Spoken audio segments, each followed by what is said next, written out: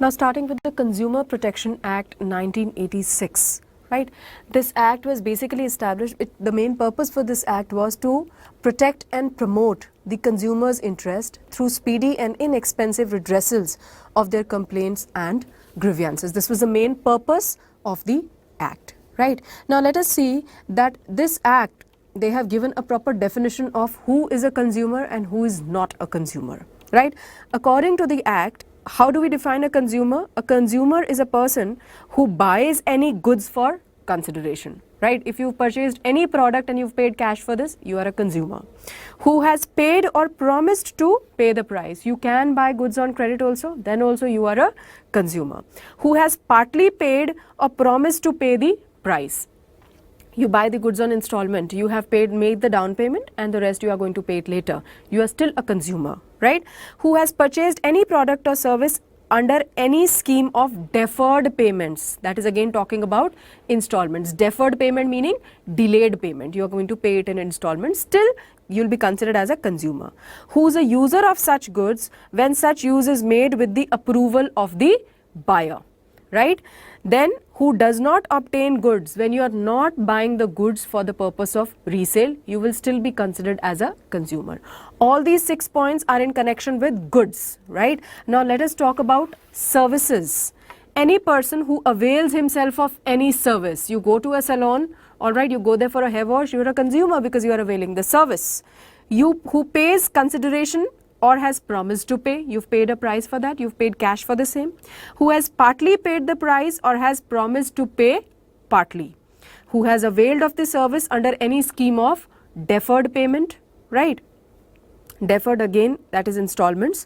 Who is a beneficiary of a service when such a service is availed of with the approval of the person concerned. That is the person who will be giving the service with the approval of that person. Who is not a person who avails himself of such services for any resale or commercial purpose. This is how the Consumer Protection Act defines a consumer, right? And who is not a consumer as per Consumer Protection Act? Anyone who obtains good for the purpose of resale, anyone who uses goods without the approval of the buyer, anyone who avails of these services without the approval of the hirer.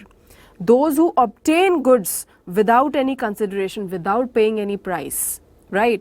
If I have my own business of manufacturing garments, मैंने अपने business में से कुछ डाला, I am not a consumer, right? Because I am not paying any consideration for the product that I have taken. Those who hire or avail of any service without any consideration. That means what is important is that when you are availing of a service or when you are purchasing any goods, you must pay some consideration for the same, right? This is how the Consumer Protection Act defines a consumer, who is a consumer and who is not a consumer. Then Consumer Protection Act has provided the consumers with some rights. There are about 6 rights that the consumers have been given. Number 1 being right to safety. The consumer, that is as defined under Consumer Protection Act 1986, has a right to be protected against any defective goods or service which can be hazardous to the life of the consumer, right? For example, in case of electrical appliances, fine, if you are using any kind of substandard wires and all, that can cause a life-endangering situation for the consumer.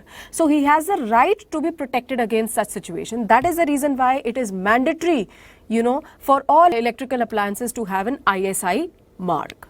Okay, it has been made mandatory by the government for all electrical appliances to carry a ISI mark. All right. So, and second is right to be informed. Consumer has the right to be informed, have full information about the product, right?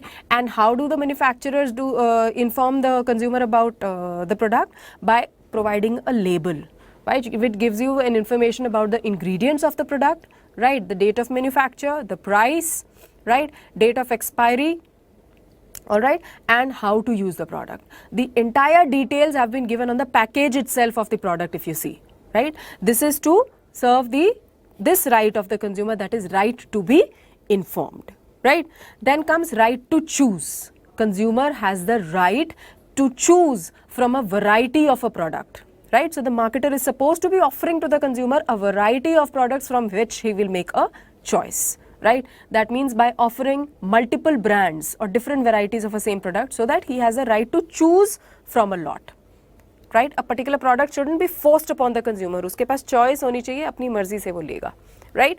Then right to be heard in case the consumer has faced any problem with the product, right? With respect to its quality or with respect to its misleading claims that have been made in the advertisement and the same has not been substantiated by the product, then he has the right to file a complaint. He has the right to file a complaint against the same.